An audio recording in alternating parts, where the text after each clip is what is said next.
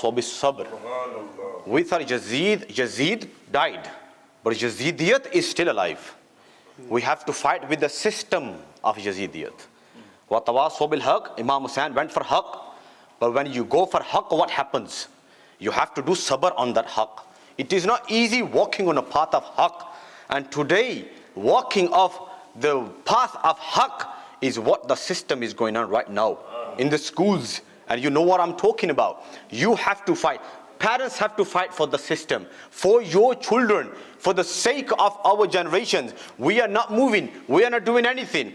Our job, what is our job? Our job is that every parent, no matter he's come from back home, he's from here, your job is to open their books.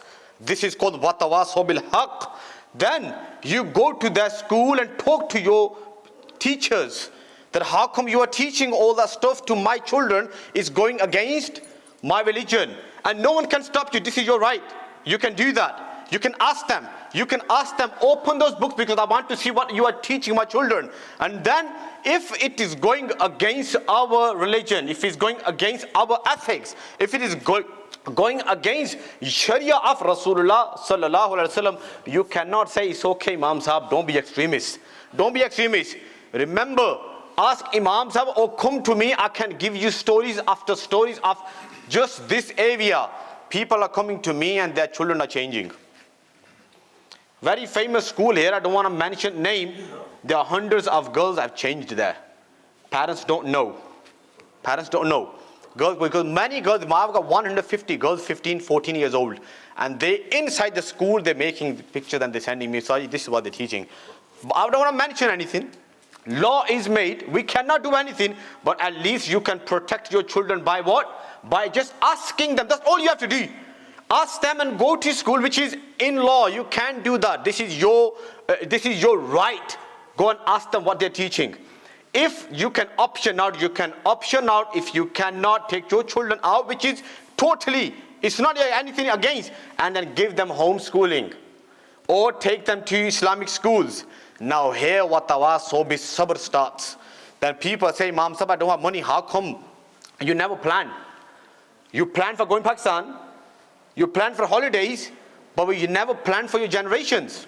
You know, let me just give you one example and I will finish with that. 200,000, I think from South Africa, Muslims went to America, one of the states in America.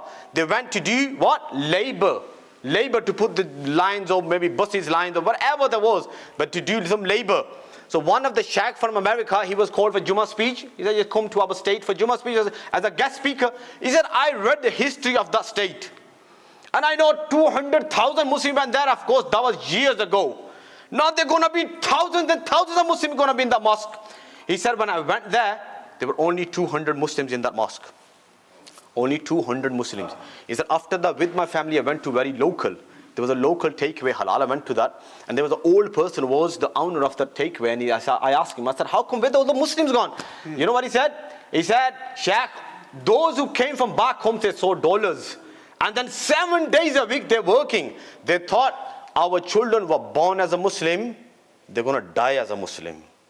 Hazrat, when it doesn't mean that you're born as a Muslim, you're going to die as a Muslim. And don't think someone born as a non-Muslim is going to die as a Muslim. I reverted 17 non-Muslims to Islam. 17 non-Muslims. I don't know how many people, 3,000. One of the estimated 3,000 people all over the world are becoming Muslim every day. And how many Muslims are becoming non-Muslim? Don't think your children are going to stay Muslim. One thing is accepting something. Drinking is haram. It goes against Quran. Someone is drinking, but at the same time he's saying, it is haram. Imam Sahab, I know, make dua for me. He's committing haram. He's still Muslim. But if someone says drinking is halal, he's outside the fold of Islam. Someone says, namaz, I'm not reading, but I know, Imam Sahab, I'm doing haram. He's still in the fold of Islam, he's doing something haram.